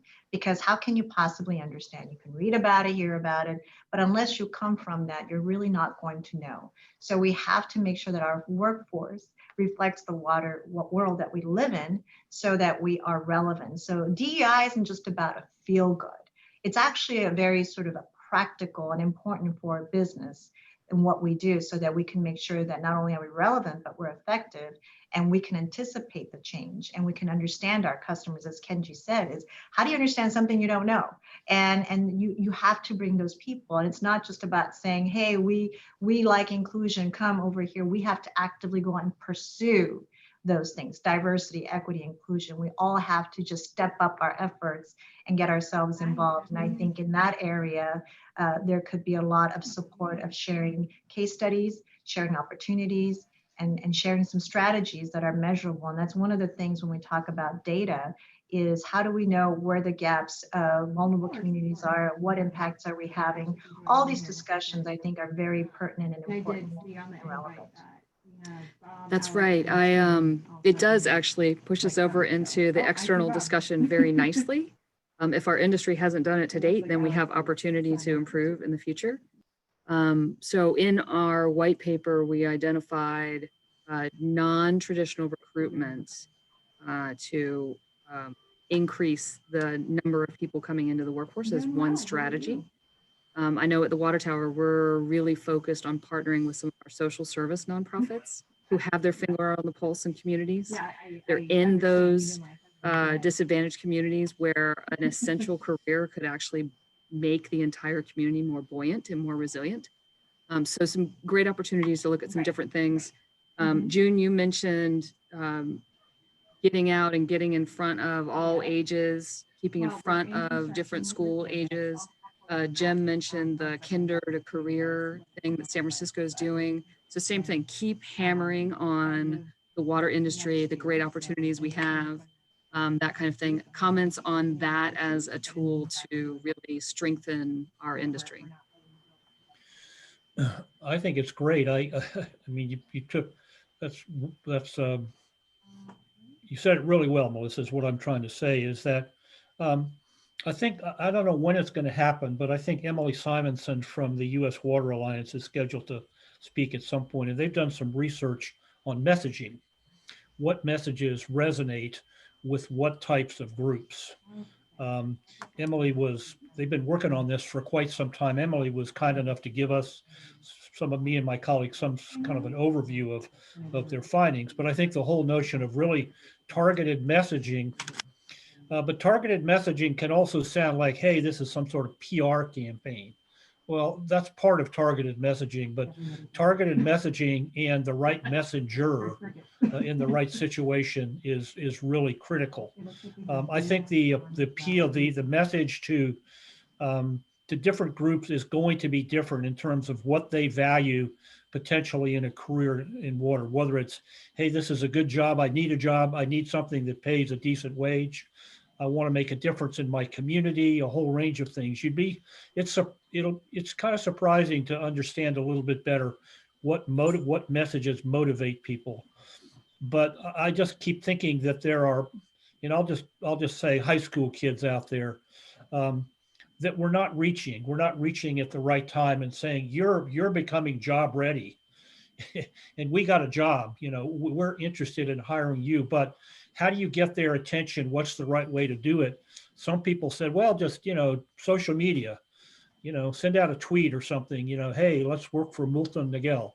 Well, maybe it's a little more than that. I think you got to have the right messengers and really understand what motivates those people and where you can meet them. But the whole notion of targeting your audience and understanding, taking advantage of tools or approaches that can help you target particular communities of interest, I'll use that term, is really critical because it's going to be different.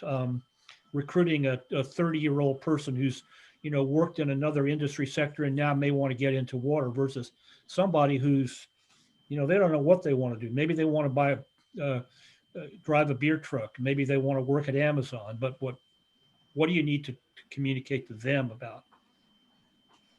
I think sometimes we overthink and overanalyze and underact because there's a lot you can do before you have this programmatic like this. Just go out to the schools in your service area and just say, hey, we want to talk to you. Go to the colleges and say, how can we work together? Because we really want to hire students coming out of your program, which allows the school to also get more applicants into their program. And that's what we did. Last year we just kind of sat around and said, we're going to do an initiative, FLOW, Future Leaders of Water. We're already doing some of this stuff, so let's put that as part of this, but let's try some new things. And let's go talk to universities, let's go talk to the community colleges that are doing certification program and say, hey, we want to work with you to help people get jobs. Well, of course, they like that.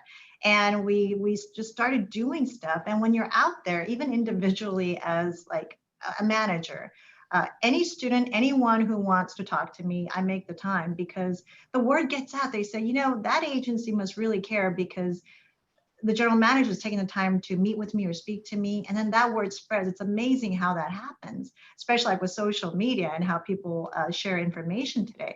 And so little things like that, it's just do something. One of the things that I always say is if you talk about succession planning, then you're not doing enough succession doing. This is happening now. We can't wait 6 months, a year from now to get it perfect and right.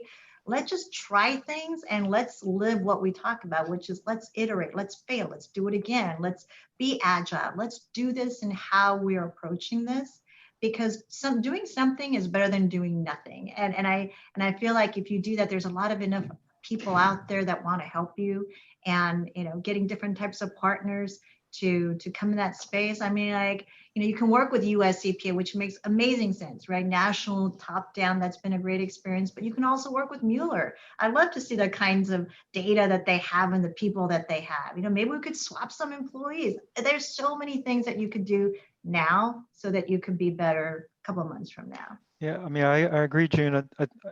We take place in career fairs and college recruiting. We put our table in the career fair room, and again, the old culture, the culture of maybe not really trying to connect with the younger generation.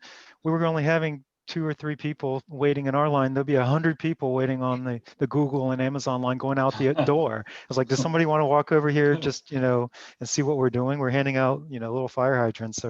But I think that, we just do it. We have a great message. We have a message that they care about: clean water, safe water. And I think there's so many things we can do where it's, now becoming more visible, participating in smart city activities, particularly here around Atlanta and other places. The water tower at Gwinnett, right? It's a place where there's a workforce development, there's a pipeline and capabilities and building your talent pool there. There's so many things that you can do that get the name out, not our name, but get the industry or the sector, sorry, Jim, the sector name out there, that this is a cool place to work. It's got, value. It's meaningful for, sustainability in the environment.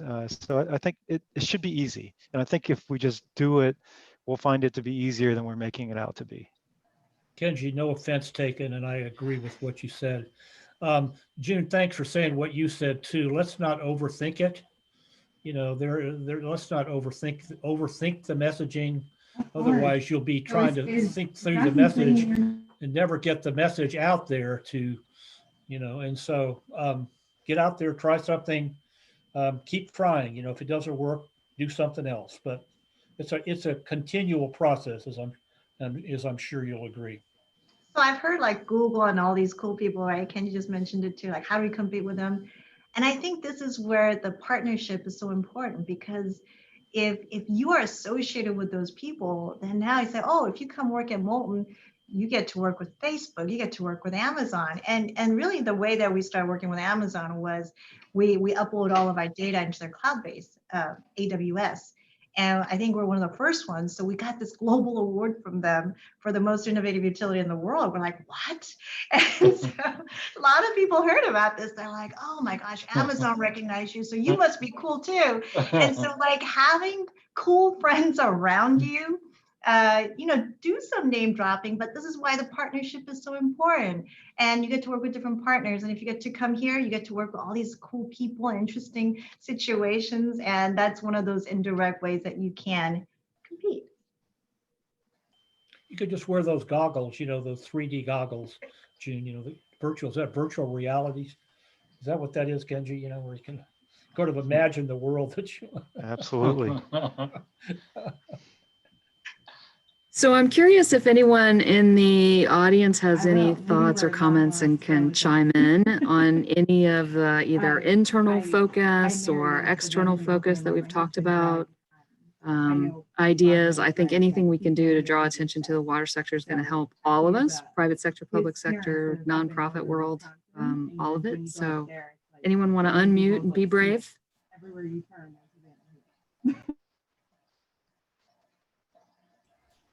Don't make me call you out. Dave Dizonback. I joined late, so I missed the discussion. Maybe this was engaged, but international students have been an important underpinning of science and engineering and medicine in the U.S. for quite a while. And we find a lot of employers are reluctant in the water sector and others, but in our civil environmental engineering, reluctant to even talk to international students, don't want to get engaged with them. It's an important resource. I wonder if that was, anybody addressed that. I totally agree. I get excited about this because there's association, and that's one of the nice things about this virtual connectivity. We have brought people and from outside the country. We have this one amazing young man who actually came in through our internship program from out of the country and is just a superstar. So absolutely the talent, the way of thinking, the cultural diversity, and it's just so many ways, there's so much value. And so one of the things that we do is we work with these global associations. They have programs like the Rising Smart Water Professionals, young professionals from all over the world. And we do these kind of virtual things, then we get connected.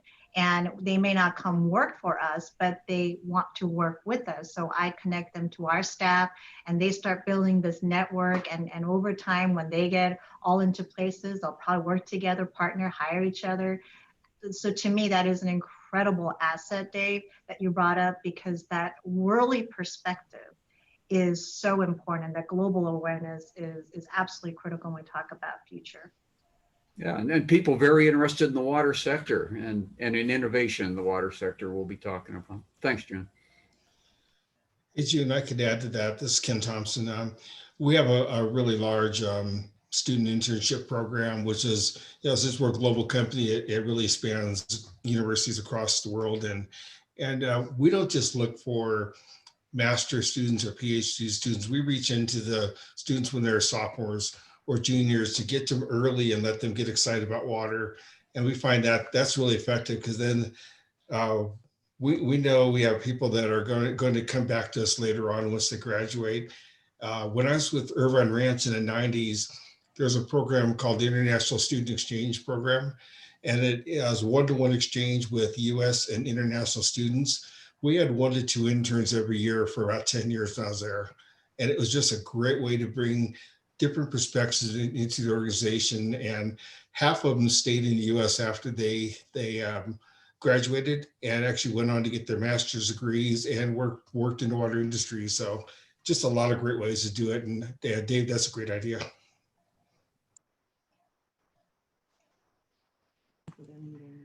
Great. Sunil, are you there? Can you put up that slide of Yeah, sure. just so we can just take a at and see if there's anything anybody wants to add? Right. It gives them concern. Yeah, Sorry, I should have given you a heads up. No, that's fine. Yeah, this. Which slide you want, Melissa? No, how about the one that lists the recommendations? Recommendations. Maybe it's up a couple. Yeah. That one. This, okay. Can you put it on presentation mode so it's a little bigger?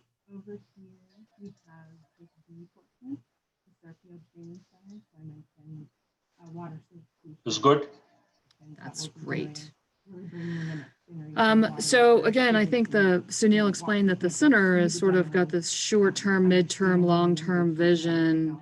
As we look at the industry and the need to address culture, the need to expose and get ready for that digital transformation, are there things quickly that we should ask the center to focus on that would help the sector moving forward? We've talked about a number of things which aren't on this list, but as you look at this list, is there anything that's missing that should be thought of or included? Yeah. Hi, Melissa. This is. I think I'm like the big Unmute mouth you. here. I would love to see something before the near term 1 to 2 years. Like, what can we do now? And that was your question. But putting that as part of this sort of memorialized document to show the sense of urgency in what we're dealing with. And I think these kinds of forum and continuation of this dialogue is something that we can absolutely do now. And it's important because it keeps that awareness, because we all get sort of sidetracked and busy with other things that we work on day to day.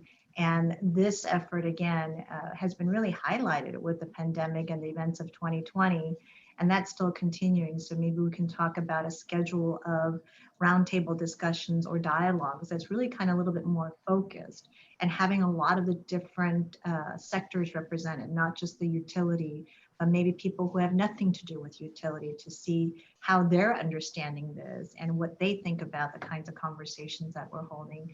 So I think in this digital environment, I mean, still a lot of work, but it's a little bit better than trying to move people around and get them to one location. So I might suggest that ongoing dialogue. The other thing is sort of focus on how we could measure, like what data is available. And I know Dr. Scales, she's done a lot of work in that regard. And I always enjoy listening to her because she puts some real data points and identifies gaps, and sort of having a measurability roadmap to make sure that we hold ourselves accountable to these very important things that we're talking about. Great. Melissa, this is Jim. I'd like to say that I think that I don't know if these are intended to be sequential or not, but I'd like to say that moving the last bullet up closer to the top I think is a better idea. The near term seems to be an awful lot of sort of establishing an organization within an organization. I think that's all fine, but I think going back to what you said, June, there's an awful lot of opportunity to showcase best practices now. I mean, that's kind of what we're all about through the case studies and the webinars, but a lot more can be done.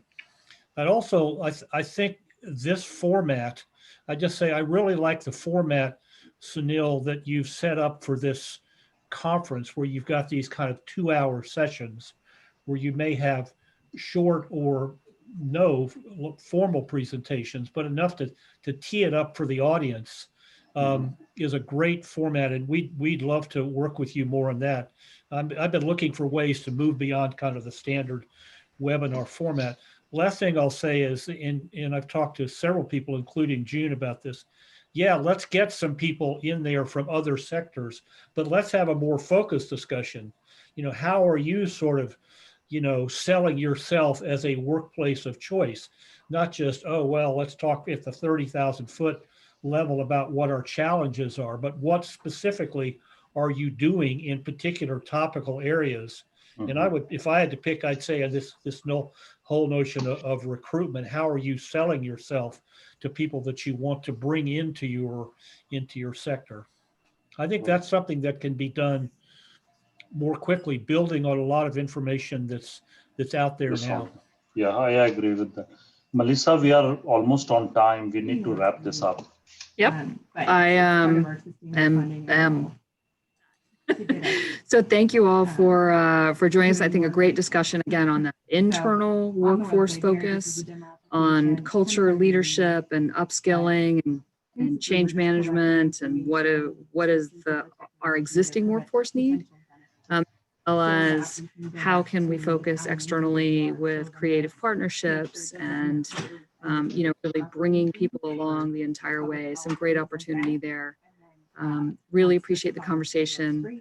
Love this panel and the leadership that's on the panel. Appreciate your spending some time with us, sharing your thoughts, and happy to share contact information and summaries and things like that. So just let me know. Sunil, I'll turn it back over to you. Great. Thanks, Melissa. And I really like to thank all our presenters for this session. It was really great. It will help us to refine our white paper as we go forward. So again, let me clap, even if it is virtual, but still we can clap. So thanks to all. Thank you, Sunil. Yeah, so what we do now is, Kathy, if you are here, we take 10 minutes, then we will have our sponsor presenters. So that, if I look at the time, 3:30, we will have those, or we can start a little early. So let's take 10-minute break and come back. Yep, we'll see you back at 3:30. 3:30, okay, yeah, that's perfect. So Anne, you are there? Yes, I'm here. Okay, perfect. So you want to share your screen so that you can set it up, although you will be. Sure. Let me see. You should be just go down and share a screen. Yep.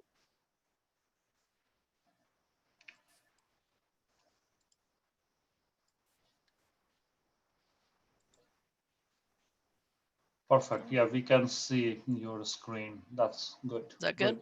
Yeah, perfect. Okay, so I will grab coffee and be back. Yeah, you can set up, Anne. That's perfect. Sweet.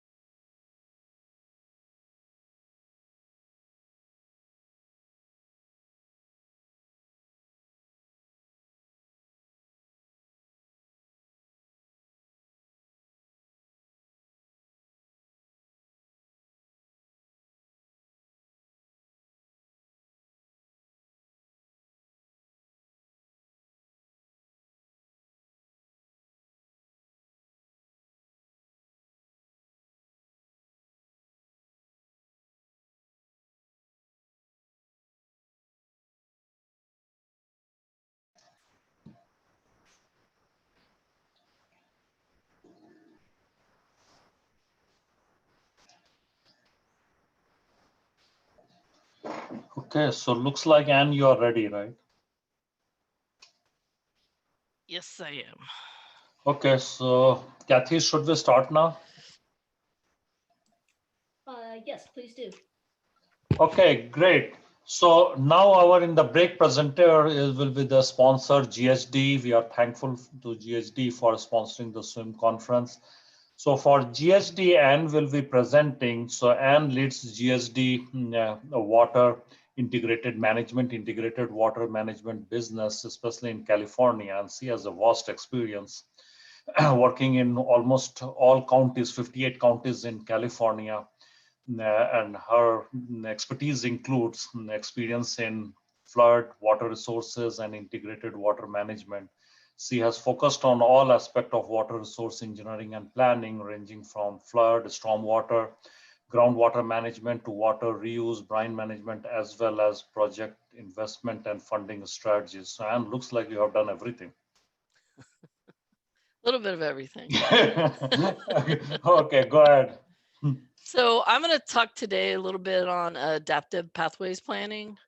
So first I wanted to say that, we're really excited to be longtime collaborators with Virginia Tech, the SWIM, and the Smart One Water Conference.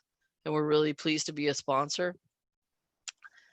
So my name is Ann Lynch. I work for GHD.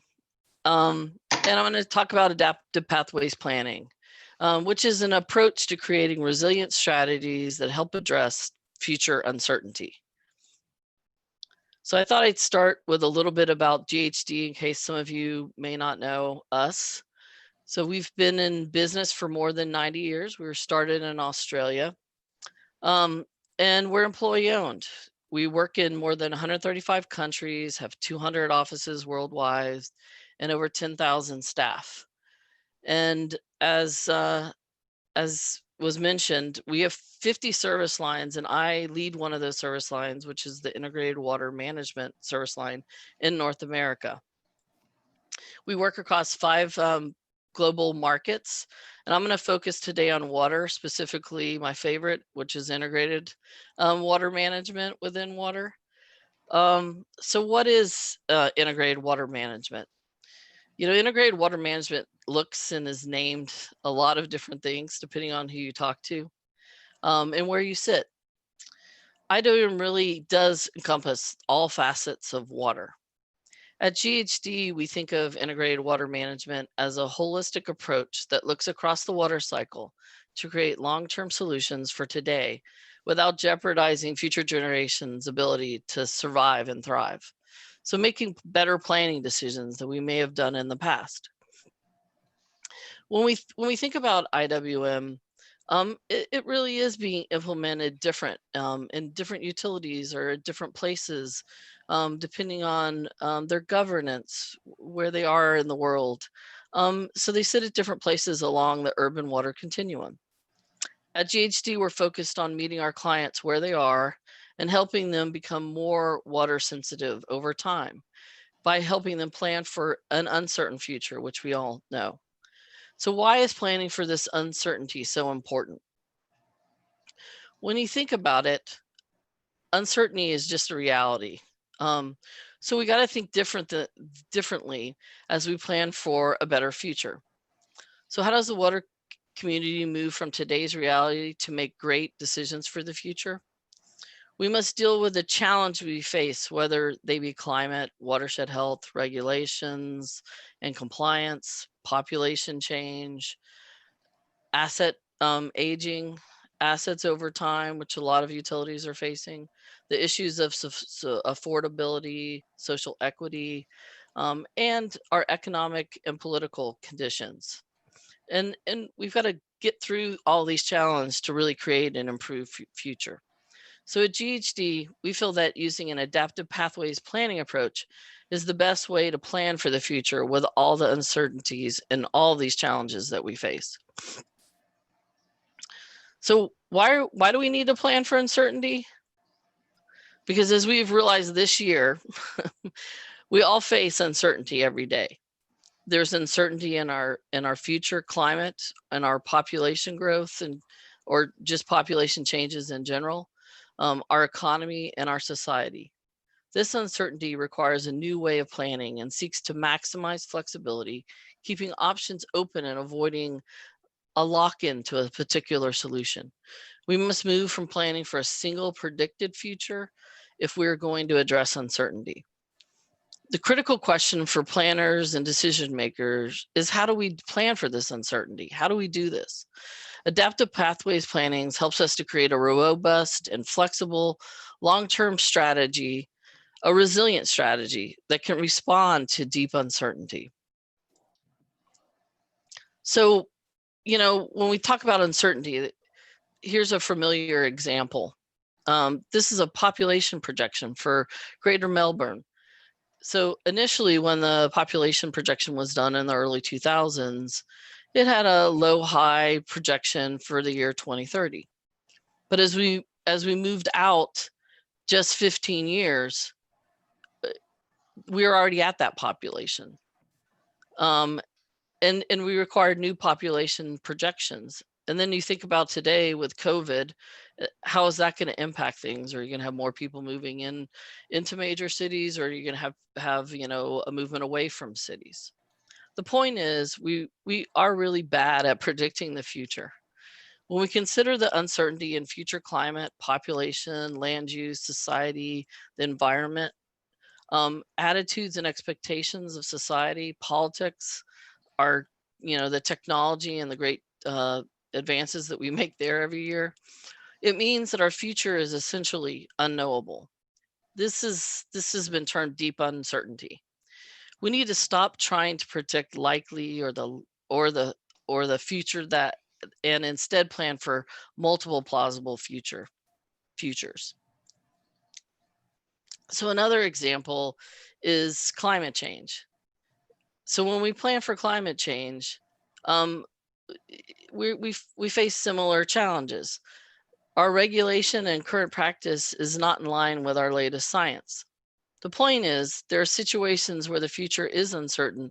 So a traditional planning approach where we assume a population of X and that the climate is Y and other external factors are fixed has some fundamental flaws.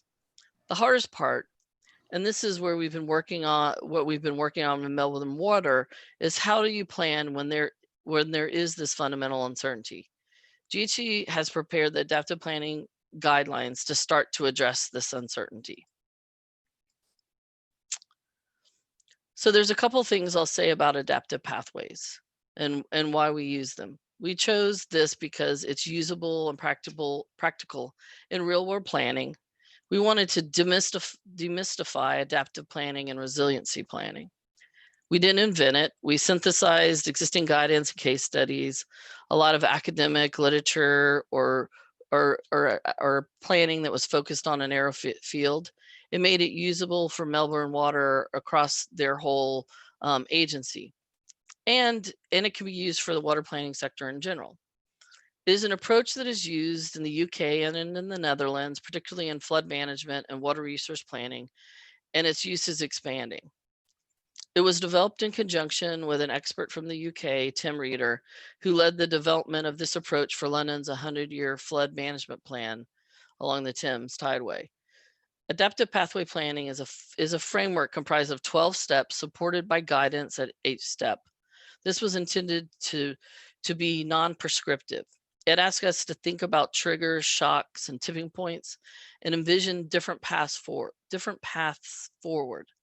It is particularly suited to planning where uncertainty in assumptions is unavoidable, and is most suitable where we need to embrace uncertainty and tailor our strategies to be flexible.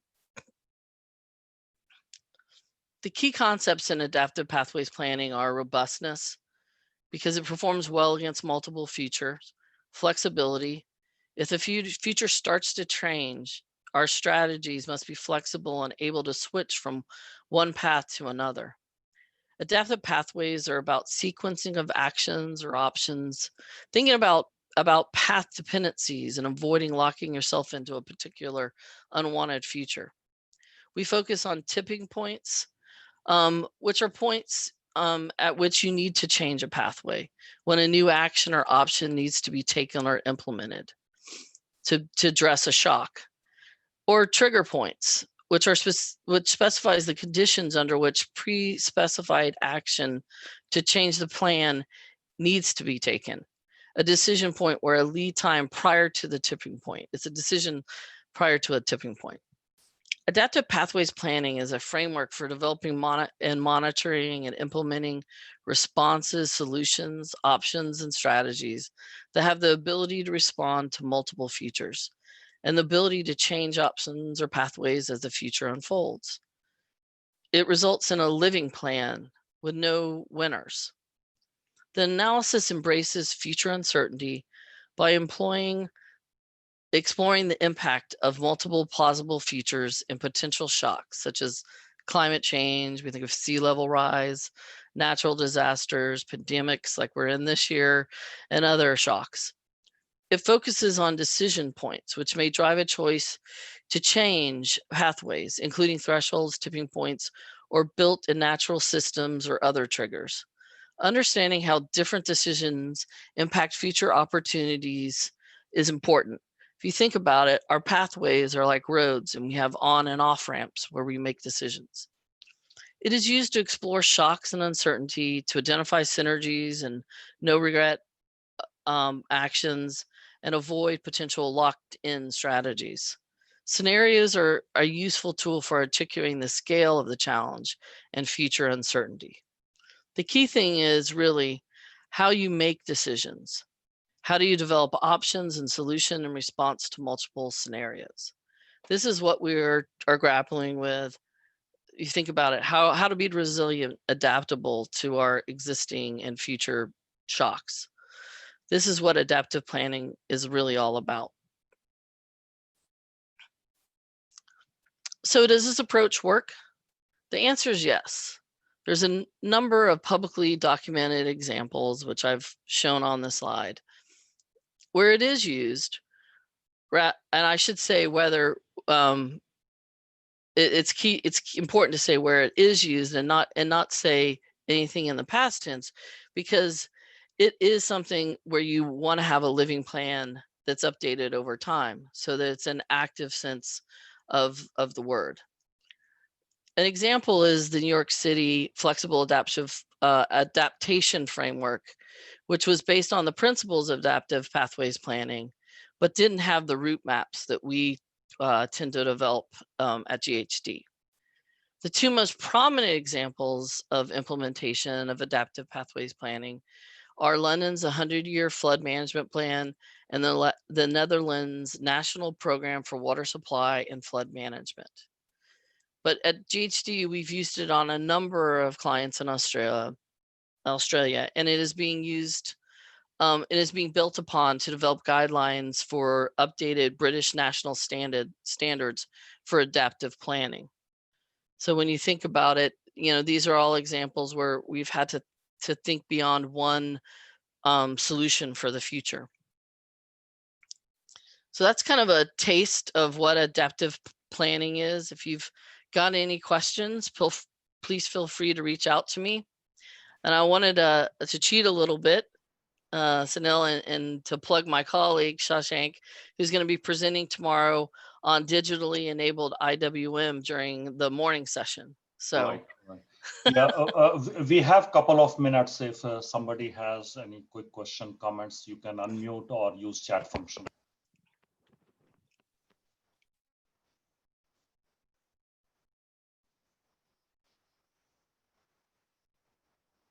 And contact is here, so if you want, you can send her.